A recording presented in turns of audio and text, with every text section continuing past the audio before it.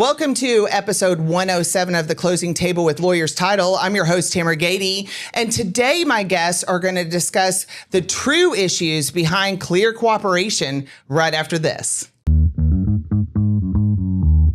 Welcome to The Closing Table with host Tamera Gaede, where we break down how to be successful in real estate and what it's really like to work in the real estate business. This is The Closing Table with Lawyers Title.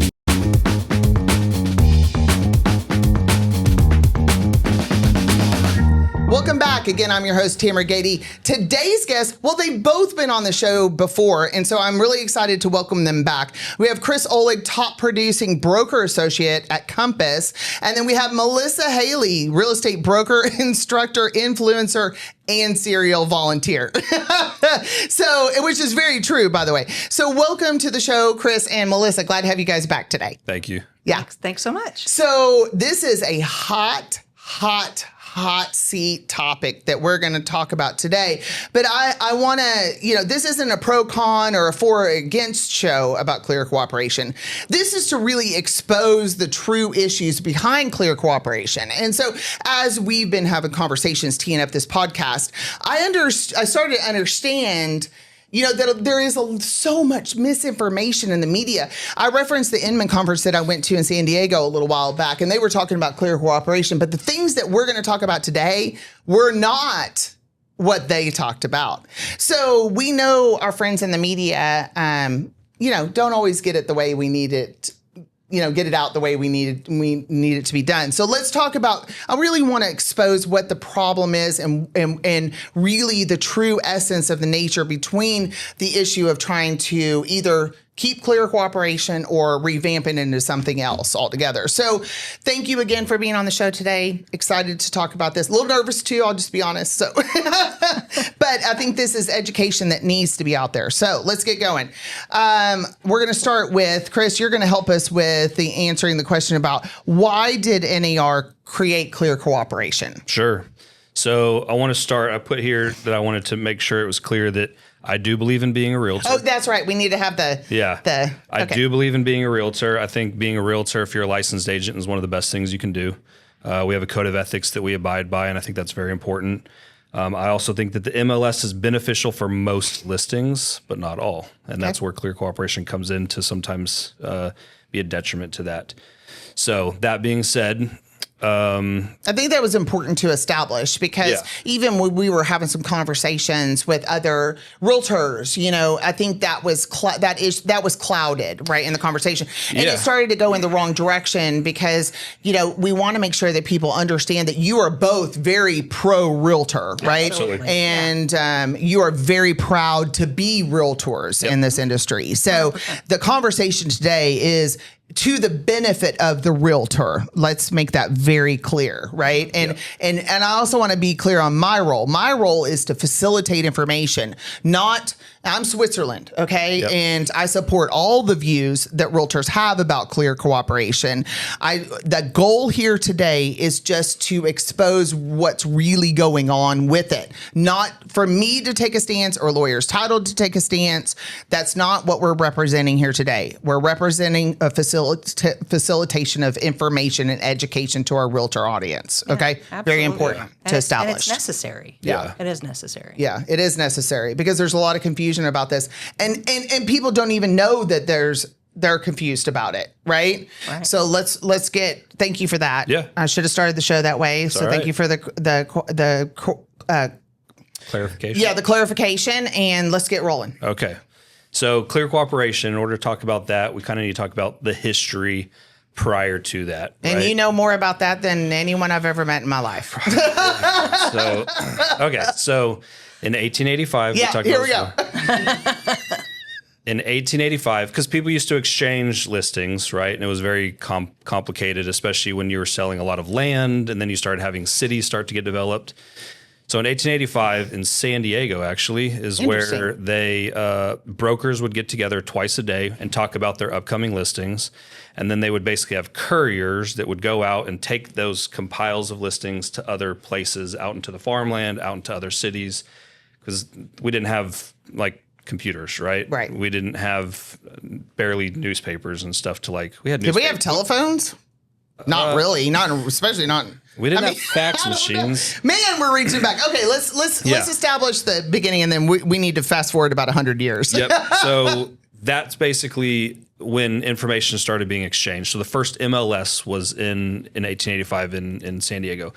Then NAR was founded in 1908, basically to kind of bring all that together and make it a little bit more universal.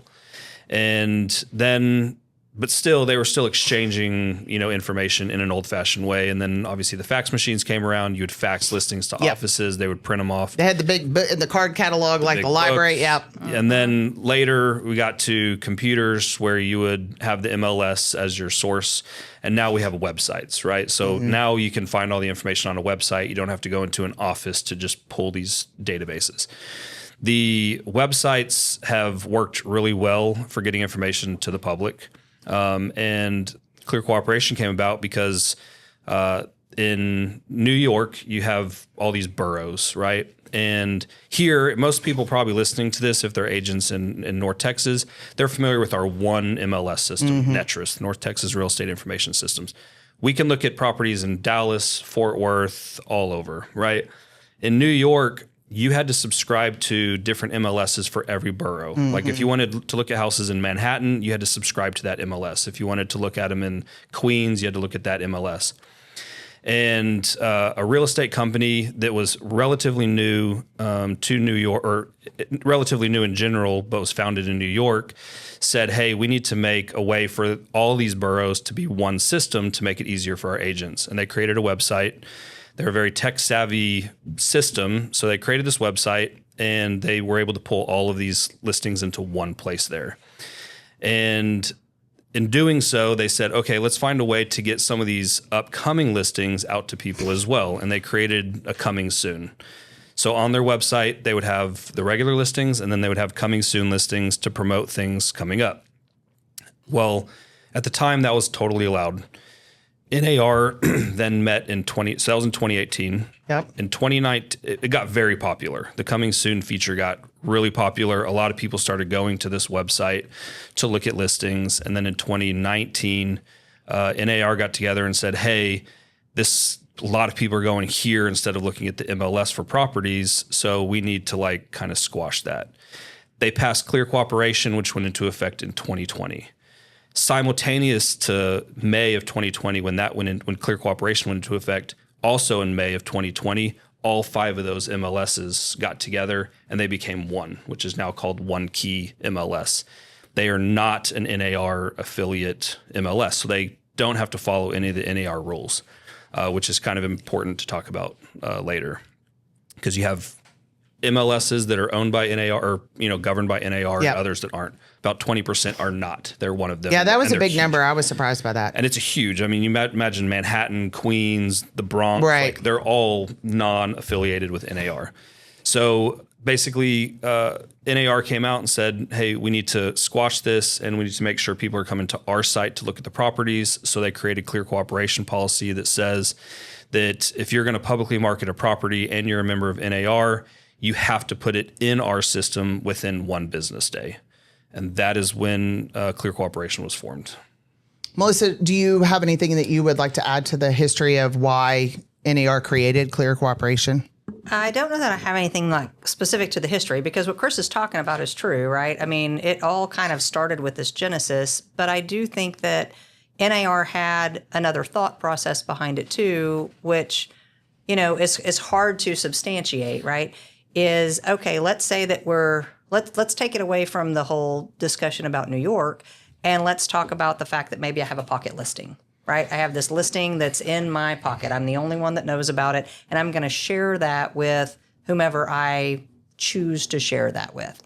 So if I do that, and now it's publicly being marketed to people, but I'm controlling the amount of people that are getting access to that information, and it's not public like every human, it's public in a way that it's not just me, it's not just my clients, it's not just the agents I'm affiliated with in my brokerage, but it's anybody who I choose. now we might have some issues where it might be a fair housing violation, right? And that's kind of where NAR really came in. And that was the big push when they did, in fact, pass clear cooperation, was to ensure that there wasn't even the perception of a potential fair housing violation, right? And it may or may not be true. I might be the kind of agent that my pocket listing is going out to all the people of all the protected classes, but then again, I may not. Or I may not have reach. I may not know people in a specific community that I inadvertently didn't advertise and market that property and excluded someone. And so that was kind of the push through that really, I think at the end, really kind of was like, all right, we need to do something. But I do think one other thing is important, because it's not just that the MLS is a database, although it is, and that is a 100% true statement.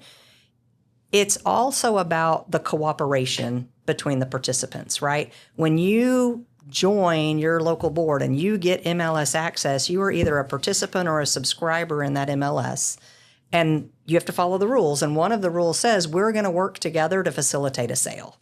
That means I'm not going to put in bad information. I'm not going to withhold information. I'm going to share all the information I have so that you, another agent, can bring me a deal for us to cooperate together. Hence the name, Clear Cooperation. Clear it's cooperation. About transparency is what you're saying. It's about transparency and being aware of all of the options that are available. And I will say, to your point, 2020 was like, this is the new rule, and there was a lot of uproar and a lot of backlash. I remember. There was a lot. And here we are, fast forward 5 years, and as of October 1st, NAR has new rules. They've tweaked it, they've changed it, they've added some things, which I'm sure we're going to talk about today on our podcast. Sure. And I wanted to point out too, because you talked about pocket listings, and the history of the pocket listing came from when. Well, and let's clarify the name of what it is we're talking about, right? Because there's a lot of, we say off market, we say pocket, we say hip pocket. Yeah. We have all these different names for what it is prior to it being listed. Yeah. So the part of you gave me some education about the proper part. I don't even know how to let me try this. I hadn't even formulated this question. Okay. So you clarified exactly what type of property we were talking about in this discussion with Clear Cooperation. So Can you please explain to the audience what I'm talking about? So Clear Cooperation only applies to homes for sale. It doesn't apply to rentals. It doesn't apply to commercial, and it doesn't apply to land. So it's only homes for sale, which is kind of weird that they didn't include all of them, but I'm sure they had some reason for it. But the pocket listing part came from when they used to actually print off MLS sheets, and the whole office would come in and look through those books. And if you didn't want anyone in the office to have a specific listing, you only wanted it for your client, you didn't want any competition, you'd take that page, or if it was your listing, you would literally fold it up and keep it in your pocket. So you could walk around and be like, I got this listing. And that was your pocket listing, right? Or hip listing, because you'd carry it on your hip. So that's where the hip pocket term comes from, for anyone like curious about that. Yeah. And I think people call them also like whisper listings. I mean, there's all kinds of other there's all these terms. names. Yeah. It's just random vernacular that people are using out in the field. But off market is not an accurate term to be used in this discussion, because any home not for sale is off market. Correct. Yeah, correct. So you had clarified some of that for me. The type of property we are talking about today is particularly a hip pocket or a pocket listing, not an off market listing. Do you understand where I'm going with this? Yeah. So clarify? What we had talked about basically, every property not listed in the MLS is off market, right? We're talking about, so there's Clear Cooperation, which are listings that are going into the MLS or usually have the intention to and are pre-marketed. And then you have like office exclusives, like that you're advertising it to your office. So Clear Cooperation does carve out a place that says you can advertise it to any other agent within your broker or underneath your broker. Which I thought brokerage, but you clarified that it's broker. Yeah, it's based on who the broker of record is. Yeah. Right. So like a KW structure, that was an interesting caveat to this. So like a Keller Williams structure, like let's take Go Network, for example, where they own multiple offices. But Keller Williams is a franchise structure. Right. So when we're talking about broker of record, it's the broker of record for that one franchise, meaning... Correct. Keller Williams is a little restricted in that they don't have a corporate structure. So they can't market it to all the Keller Williams offices. They can only market it to that particular office or set of offices with that broker of record. With the broker of record. That was an interesting caveat. Right. So like you point. used the example of Go Network, and for them, they have multiple offices, one broker. So their agents from this office can share information with that office, can share information with this office. What they can't do is go outside of Go Network. That's right. And go to a different Keller Williams that's maybe got a different broker of record. Yeah. And I want to make sure that we're clear on what we're talking broker of record, right? Because there's multiple brokers inside of an office. There can be. Right. But there's only one broker of record. Right. Different between broker of record versus the broker associates and associated brokers. So, but I want to be clear on that also, because there's just confusion. And I think that is also very confusing for a lot of just agents in general. Correct. Because they might know they work for a franchise or whatever. You know, they know that on all their Keller Williams stuff it says independently owned and operated. Might not realize is they can't share that listing with someone in Houston if they're not part of the Go network or whatever. And then there are brokerages like the one that I'm at where every single agent in the state of Texas is under one broker, which so you can market that property throughout Texas, correct, right? Where someone at a smaller brokerage can't. They might have limit to 10 people in their office and that's it. Yeah. So the clear cooperation is stifling the ability for that agent to be able to advertise to other agents. Even if they want to cooperate with other agents, they can't. So the transparency part you're talking about that they sold it on, hey, this is transparent to cooperate with other agents, actually suppresses that, because then it forces a lot of underground stuff, and you can only advertise it to a small group and not the big group. Right. Anyway, but we can get into that. And kind of, and you touched on this at the beginning, the rules of clear cooperation, right? What are those? So what happens if you don't enter your listing within 1 day of publicly marketing it? Sure. So public marketing is outside of your brokerage, to what Chris was just saying, right? So wait, let's back up. And I'm sorry to interrupt you, but let's back up. Okay, so you take a listing. Sure. Got a signed listing agreement. Yep.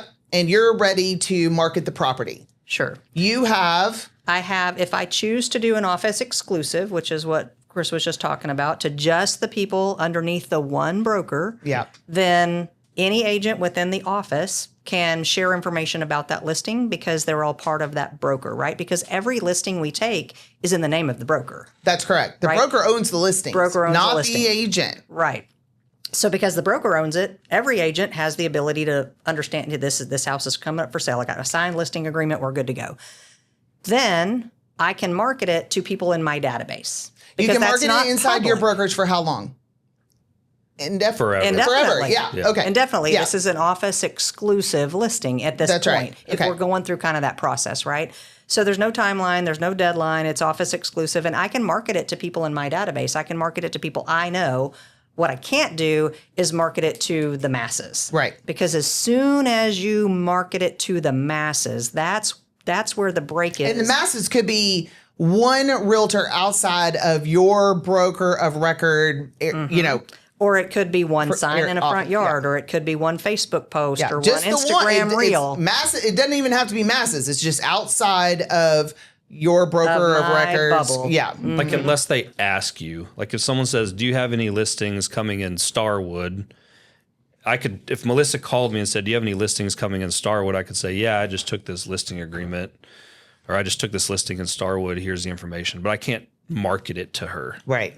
Right. Because if she reaches out to you, it's different than you reaching out to her. Supposedly. Kind of a weird technicality, but here we are. It's marketing versus an inquiry, right? Sure. Okay, sure. But it's that public marketing that changes the rules, right? And then we have this one business day. And I don't know. So you want to mass market it. Yeah. So let's say I put a sign in the front yard and I want to put out an Instagram reel. You have X amount of time. Now I've done it. I've got one business day to enter that data into the multiple listing service. As a coming soon? As could be. on market? As what? Active listing? see, What are we doing, Melissa? Well, that depends on where you are. Now, again, most of your audience is here in the Dallas-Fort Worth area. We're in North Texas. We're in the Netris service area, right? And so we're going to follow Netris rules. And that's probably what Chris and I are going to speak the bulk of stuff to today. But it depends, because if you're not in this area, your MLS has some leeway on how they want to do Let's that. not get caught up in that, because let's just assume my audience, Is the people. all Yes. Okay. North Texas. All right. So if we're in the Netris area, you have two choices. Number one, you can put it in as an active listing. Active, it's syndicating, it's feeding, it's going everywhere. It's going to Zillow and Realtor.com or wherever you've checked all the boxes. We're going to talk about that too. Yeah. Right. Or I can put it in within 1 business day, and I can put it in coming soon status. So the rule in Netris is 30 days max for coming soon status. And before the changes to the clear cooperation that happened in October, at the end of 30 days, if you didn't make it active, it went onto a hold status, a temporarily off the market status, because it can't stay in coming soon more than 30 days. 30 days, yeah. But now that we've changed and we're doing this whole Delayed marketing exempt listing. Yeah, Yep. that's a fun name. I know. Come on, people. Delayed Could have created marketing. an acronym for it. Yeah, Just say create I mean, acronyms It's for everything. DLAM or something. No. Yeah. Okay. Yeah. Oh, Delayed DLAM. marketing exempt listing. DML. So anyway, if I do that, so here's what happens. We're still I laughing know. on that. I know it's a lot. Oh. But I can put it coming soon in the MLS, and on day 30, if I haven't made it active yet, it will automatically go active. Okay. So automatically activates your listing. As of October 1st. 1st. Okay. New change. So, so what if you don't enter your listing within 1 business day of public marketing? Is there a fee for violating the rule? In Netris, it's $1,000. It's the minimum fee. $1,000. 1,000 for the first offense, 2,500 for the second, 5,000 for the third, and then it goes to a board, and then they can decide up to $15,000 fine. I haven't. Wow. Yeah. Do you know that fine structure is really similar to the new Texas law about sticking signs in public property? That caused a little ruckus on social last week with that one. Anyway, again, my job is to facilitate information. Share the info. That's right. Anyway, we're not going down that rabbit hole, Chris. Okay, I'm putting you no. I'm not talking about the sign. Okay, so we talked about the fee. That is pretty stiff, especially in this market when we've got a lot of our realtor friends not doing the level of production that they're used to. So, we need to be very clear that that's pretty severe. Okay. Yep. So did we cover the structure, like how you bring a property to active listing status in MLS and all the caveats that have associated, or we still have a couple points we need to talk about with that? I feel like we've covered it, right? Okay. Because you get that listing signed, and you can't do anything until you have a signed listing agreement. Like Right. that's like Well, rule number one. yeah.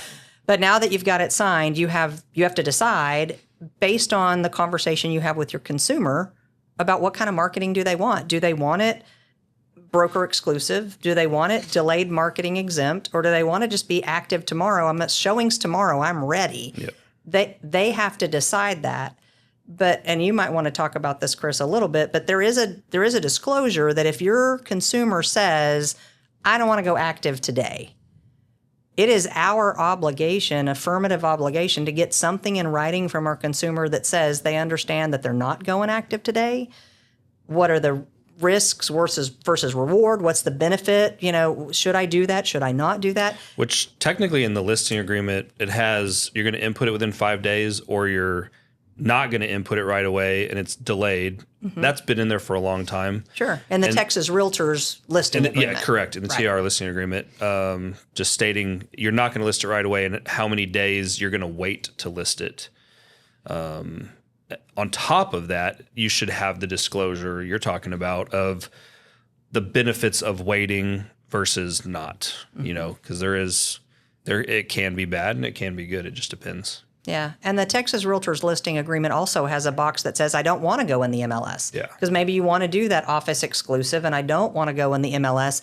It has to be made clear to the consumer that if they publicly market their house. If they go out on their LinkedIn and they go, hey, everybody, I'm moving and my house is for sale, and call my buddy Chris, that triggers clear cooperation. Correct. And now Chris has to go in and put it in the MLS, even though he's not the one that did the public marketing. What if the seller doesn't communicate that they're doing that? So on my listing appointments, when I'm sitting there and they say, yes, we want to use you, I say, great. Here's our itinerary of what we're going to do for photos, blah, blah, blah. I let them know, do not talk about this listing until we tell you you can. Okay. We actually have an email that goes to them after it's active that, well, as soon as we go, we have Compass coming soon, which makes it public. At that point, they get an email that shows them the photos, all the listing links, everything. It tells them exactly what to share online, when to share it, because we don't want the clear cooperation to be triggered by them, seeing the photos that we put on a private listing for them to, preview the listing prior to us going online at all. We don't want them to share that, and then all of a sudden, boom, someone reports us in the neighborhood. And we're seeing that right now. We're seeing a lot of agents that are not doing production. So they're twiddling their thumbs, walking neighborhood laps. They see a sign come up, and they search the MLS, and they're like, that's not in the MLS. And then the next day, they're reporting it because they have nothing else to do. They just report agents that are being productive. Not to batch any of those agents, but I've gotten a few of those calls. So. Oh, good grief. Okay. Well, let's talk about, because I do want to get to delayed exempt marketing listing, especially because it sounds like there's been a change. I wasn't aware of the change. Okay. So I guess the next kind of question to work through this is, what changes is NAR working to implement, and how does that impact MLS? I'm assuming that's where we're going to discuss the delayed exempt marketing listing a little bit more. Do you want to cover that, or you want me to? Go for it. All right. So it's kind of like what we just said, right? Like, you have options. The seller has options. If they do the office exclusive, that's option number one. Office exclusive is actually, like you said, carved out of clear cooperation. So office exclusive is totally allowed. There are just rules and caveats around it, right? Sure. Because it's all about this data share. The second option is this delayed marketing exclusive. And in different markets, it's going to be handled differently. Yeah, they kicked it down to, NAR kicked it down to the local MLSs to decide length of time and structure to the program. Yeah. Correct. So in Netris, it's 30 days after your coming soon for that. The 30 days of coming soon is the delayed marketing. Oh, okay. So that is considered the same thing. That's what it is. Okay. That's how they're handling it. Netris said, we don't need another status. We don't need to figure out another way to do it. We'll just use the tool we already have. Got it. To be compliant, what they did was they changed it from 30-day end is off market to 30-day end is now active. That was what makes them compliant with the NAR structure for delayed marketing exclusive listing. Sorry. Okay. I wrote it down. I had to write it down. Yeah, it's a lot. Okay. So just to make sure we're clear, coming soon is the same thing as delayed exempt marketing listing. Correct. Status. Now, what used to happen when you were in coming soon is there were no showings allowed. It was not allowed. Okay. Today, it's a choice. Does your seller want showings or do they not want showings? So there are some other parts that have been tweaked, but it's all in our market. Small, minor tweaks. We've always had 30 days for coming soon. Right. We've always had coming soon, at least for years, right? Not always, but for a long time, these have been options. It's just now that's the way we're making Netris compliant with the NAR changes that they made to clear cooperation. Okay. So do these changes limit the choices that a seller has when listing their house in any way, other than what we've talked about? The new changes or clear cooperation? Well, with the whole conversation is centered around clear. See, we got a little caveat in our conversation today because of we haven't caught up about the October 1 changes. So those are the changes that NAR made. They're like, I don't know if I want to call them addendum, but maybe that's the way to call it, right? It's like an addenda to clear cooperation. Clear cooperation still says 1 business day. You're going in. And I want to be clear on that. It's 1 business day because there are so many people that fuss that it's 24 hours and it's not. Well, here 24 hours a lot. That's not true. It is 1 business day. So you can list a property publicly. You can put a sign in the yard at 12:01 a.m. Friday morning, so Thursday night, technically Friday morning, and it can be on there all day Friday. You can do open houses Saturday. You can do open houses Sunday. You can have showings on Monday, and then Monday night by 11:59, it needs to be active. So you have 4 days. That's technically one business day. Got it. Not 24 hours. Okay, so can we expand on broker exclusive listings a little bit for clarification? Yeah, I mean, I think some brokers are still offering broker exclusive listings. They weren't an option before, they are now, but I think that was part of the big push, right? Is that brokers were saying, hey, I want to be able to do this, and NAR was saying you can't. And so I think everybody made their voice heard, NAR listened, and they said, you know what, we're going to carve out this new ability for brokers to have this office exclusive. And they should have that ability. I think that was part of Chris's whole point when we very first started this whole conversation was, I don't want to limit my seller to requiring them to do something that they don't want to do. If they, and most of the time, and you can correct me if this isn't what we kind of talked about before, but it's a lot of times for privacy reasons. It might be an estate. It might be a personality of some sort. It's likely a higher price point property. It's probably not just your, Joe Schmo home seller, right? That's concerned about having an exclusive listing. So for whatever for example, I had a client, and it was they were a politician and very buttoned up in person. On their image was very buttoned up. Their house was trashed, right? It's one of those, you don't know what's going on behind closed doors. And they didn't want to publicly advertise their property at all because they didn't want anyone to just be coming in and seeing the way their house was, right? Yeah. Because they know who lives there, right? And they didn't want people to see that. They ended up, ultimately, we told them we couldn't help them with that. They ended up we sent it over to an iBuyer so that an iBuyer could come in, clear it out, and they could move on. Yeah. They sold it for $100,000 less, but they didn't care. They knew that. They knew what the value was on the open market.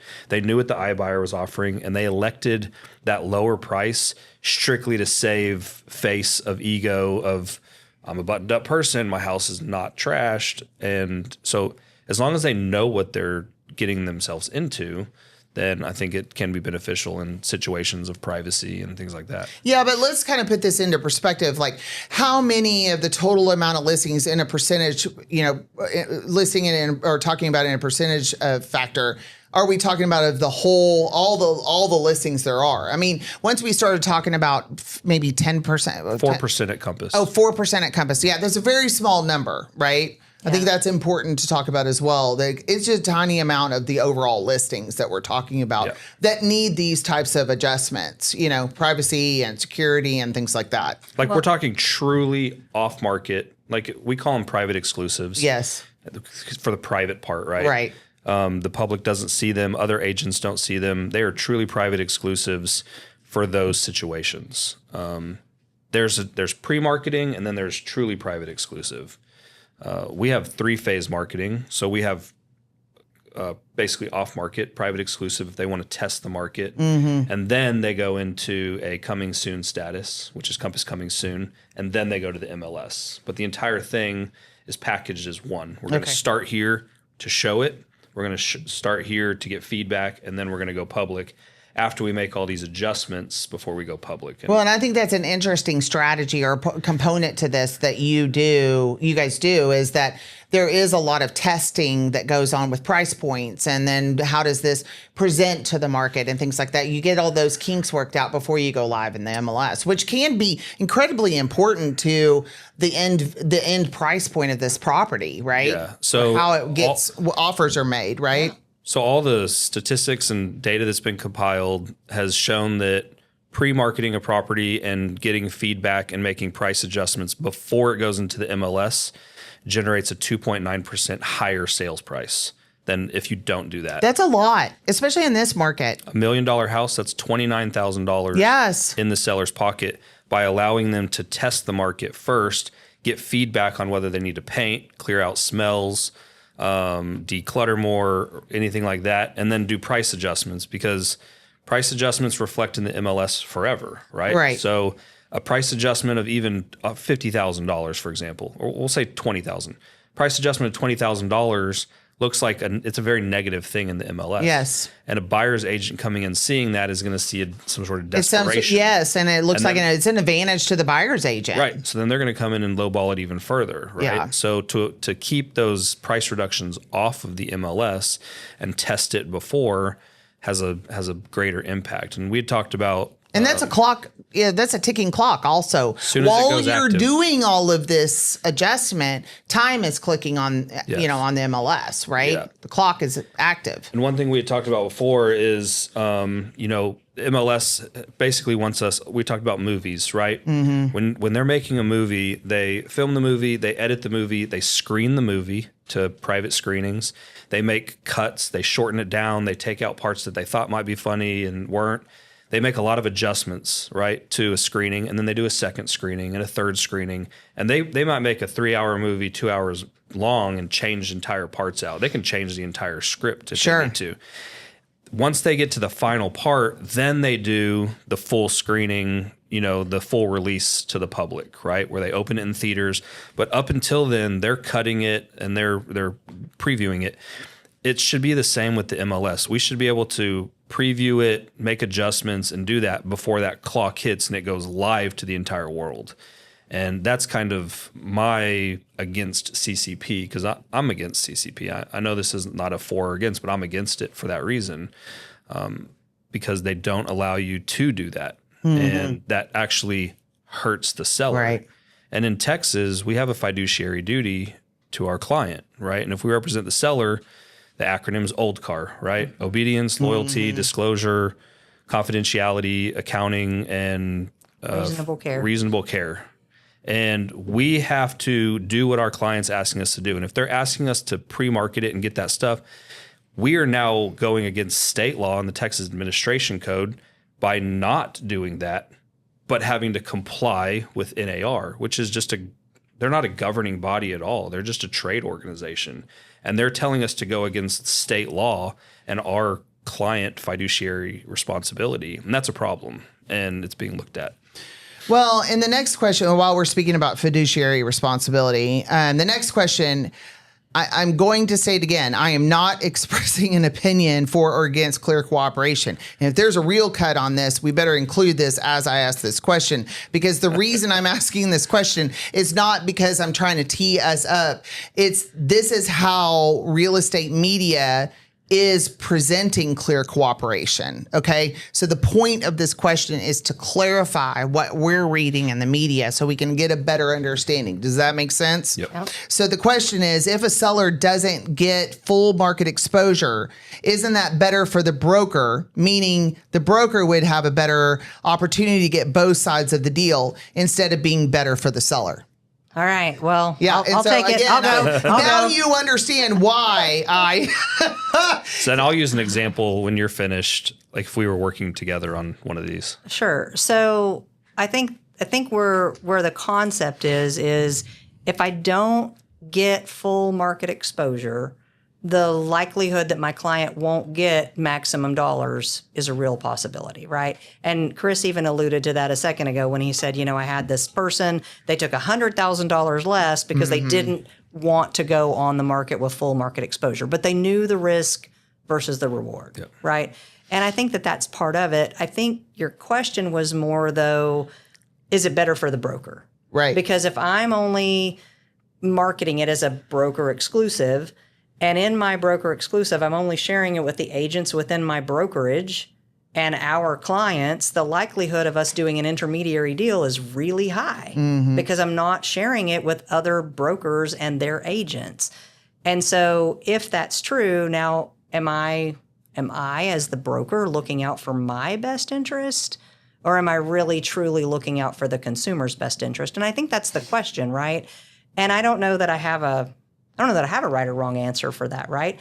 I would hope that that's not the case. I would hope that they're like, well, this is what works for our client, and here's all the other reasons why, as opposed to we're trying to get both sides. We're trying to get both sides of the deal, and we just don't care if you don't get the most money because you didn't get exposed to someone else's buyer who would have paid more. Yeah. And the media perception is this is part of the reason why Compass is leading, Robert is leading the charge on this, right? That's the media perception. Again, not my opinion. Right. So that's why I'm asking this question, is because we need to clear up some of the misconceptions about why all this is happening. That's part of the purpose of today. And I think there are true reasons why some sellers are going to say that's not what I want, just like your example that you talked about with your politician who didn't want people in the house. Yeah. It's not just the broker. And on the broker point, because that does get brought up, that companies like Compass, who are leading the charge on this, are the ones that are just trying to double end it. But let's say we work together, right? Sure. Me and Melissa work in the same brokerage, and she has a buyer. Let's use Starwood, for example. She has a buyer in Starwood that's looking in Starwood. There's 5 houses for $1 million that they're looking at. I go on a listing appointment and I get a listing for $1 million in Starwood. If I sell that listing to Melissa or anybody else, Compass makes, let's say 3%. They're going to make $30,000 for me selling that. If Melissa's client buys my listing or any of those, Compass gets their $30,000. Either way, Compass is getting the same amount of money, whether she buys my listing or somebody else's. So it's not necessarily creating additional clients for that specific property. It's still, Compass is still making the same amount of money, whether the buyer's agent helps with another house or that one. What it does do is, by doing it internally through intermediary, it does allow a smoother transition because we're using the same system. All of our files are in one place. We might know more about that property than just a random stranger showing it. So there is some benefits to that. But that's still talking about open market stuff, right? Like, we're still open market on that. Yeah. And I mean, at the end of the day, if I worked for a different brokerage and it was a publicly marketed listing, some of those same things are going to come into play. I mean, I might still call you and ask you, hey, can you tell me a little bit more about it or whatever? But in your internal ecosphere, it may just be a little bit more readily apparent. Yeah. Okay, so let's shift a little bit, okay? The next one that we kind of wanted to address is, if days on market and price changes are the rationale for this pre-marketing before hitting MLS as active, won't sites like Zillow still show the data on their site? Oh, she's talking about the Z word. Zillow.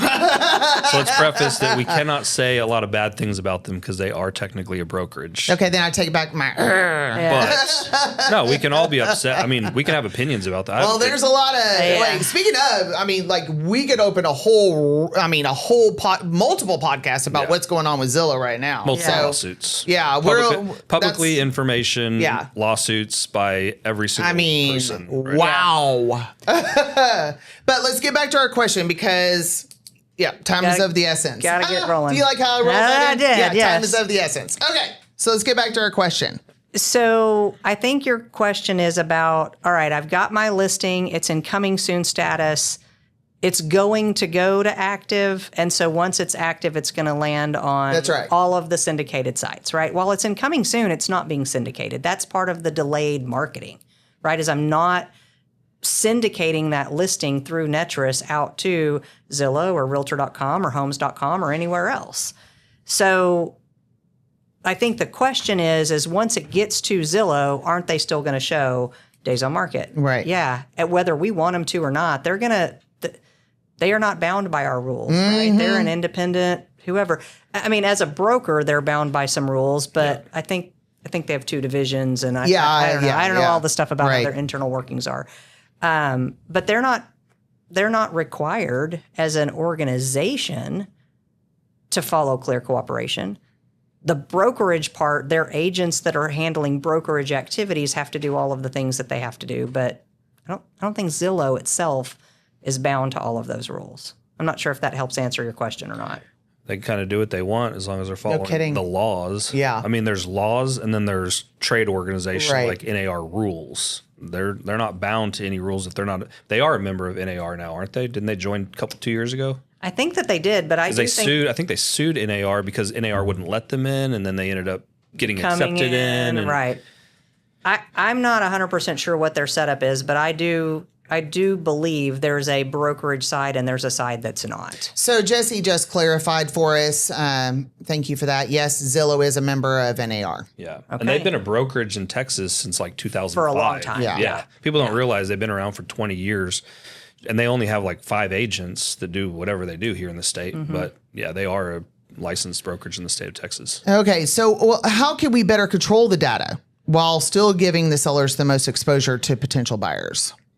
That's a good one, isn't it? Yeah, one of the things that we talked about was basically, and I think it's one of your questions, we could just jump to it, is would an agent pay more for their data or pay more to NAR if they could control the data feed, if it didn't have to syndicate out, right? I think the problem now is so many agents are buying their leads back from Zillow because we're giving it to them. And because you have to, by putting it in CC or by putting it in the MLS, it's syndicating to NAR. Right. It's Syndicating to Zillow. Zillow. And then they turn around and sell you your leads right back. If they didn't go through that process and we didn't have to do that. And wait a minute, don't fast forward over that, okay? Because I think that's a really important thing to state that again, okay? Because you put your listing in MLS. Yeah. It gets syndicated to Zillow. You have to put it in MLS. You have to put it in MLS.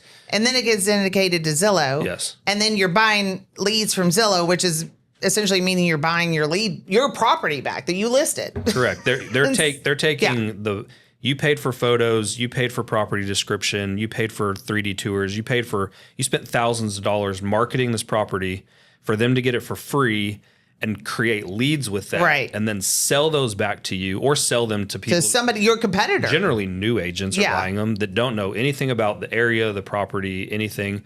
Then people are calling Zillow, thinking they're calling the agent, and they get bad information, which makes the listing agent look bad. And then they end up trying to write an offer. They don't know what they're talking about. It just becomes, it's a disservice to both the buyer and the seller by allowing syndication like that to occur to companies like Zillow, whose only intention is to sell those leads back to the consumer or back to the agent. So should brokers stop syndicating their listings to portals like Zillow, Realtor.com, and other sites? Well, and in Netris, you have the option to select or unselect where you want your listings to syndicate. Now, some of that's controlled by the broker. Sometimes the broker leaves it up to some level of discretion for the agent. But that's such a crazy two-edged sword, right? Because if I say, I'm not sending my listings to Zillow anymore and I'm not sending them to Realtor.com anymore, am I limiting the number of eyeballs that are going to see that listing that I'm trying to market? The clear answer is yes. Less people would see it. But on the flip side of that is exactly what Chris was just talking about. What if I didn't send them? Can I still market that property? And would I be able to have better control over that data? Absolutely. And the number of eyeballs. What's the value there? Yeah, and the number of eyeballs is not always that important, right? Because I think we had talked about this. You're not going to find a Chanel purse on Amazon. Yeah, everyone goes to Amazon to find items, but the higher priced items in the world, the things that get the most interest, aren't always listed on Amazon. They're not always available to the mass public like that. If you can withhold some of that, you can create value. There's exclusivity. There's value in exclusivity. And I think that's important too. Not everything needs to be on Zillow, you know? All you're doing is, and there's nothing wrong with the Zillow operating their site the way they do. That's fine. I'm not saying they can't, but I think that we should have more authority or at least get some benefit to them selling our data. That's all. Selling it back to us. But I also think you can build that exclusivity, that value through it being exclusive. But I think it's also important to recognize and remember that at some level, I think this kind of goes all the way back to clear cooperation, is that when you put it into one place where we're all going and this is the place. Yeah. Right? I don't want it to be Amazon, but But if not, the consumer's like, oh, I've got to go search over here. Oh, okay, I didn't find what I wanted. Now I got to go search over here. And there are hundreds of thousands of realtors. Yeah. all across the country, hundreds of thousands of license holders in the state of Texas. Could you imagine if a consumer was like, I don't have one place to go look for houses, and they had to go look over here on this website and on this website and Which on this they're website? still doing anyways. They are. They're looking, and they're probably finding lots of the same things. Yeah. And likely some inaccurate information too, because that's out there. But it would be really nice if there was a one central location, but to have some control over what's going on with where that's syndicating to, which kind of goes all the way back to Yeah, it goes all the CPP. way. Yeah, so Put it in and within our you one leave- business day and keep it in our bubble would be a reasonable solution. Well, you led me right into the last question: is who benefits from CCP and who hurts from CCP? Yeah. I mean, I think it's a little bit of all of the above. Yeah, right. Yeah. I mean, I think that's one thing that we've kind of uncovered today. Zillow for sure benefits from CCP. 100%. And the Because- syndicated sites do. Anyone with a RETS feed that's able to sell leads, Yeah. they're benefiting from it, hands down, right? Does NAR benefit from it? Yeah, it keeps the trade organization alive. I think they brought in $550 million in revenue just from MLS dues last year.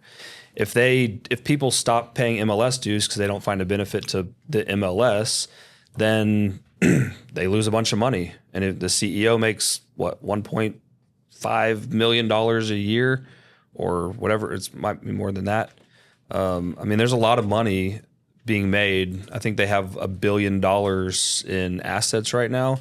They lose those assets. Oh, $3 million. $3 million NAR CEO salary? makes approximately? Look up, Bob Goldberg. Look up what NAR's. Well, Bob's right revenue there. is. Yeah.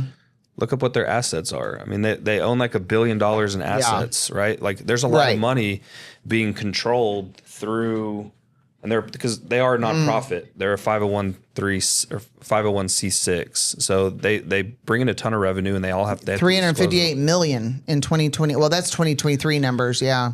Yeah.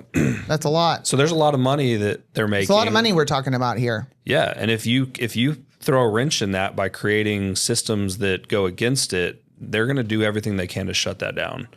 And like I said, I'm pro MLS, I'm pro NAR, I'm pro Realtor. I think there's some things that NAR could do differently, and I think there's things that the MLS could do differently.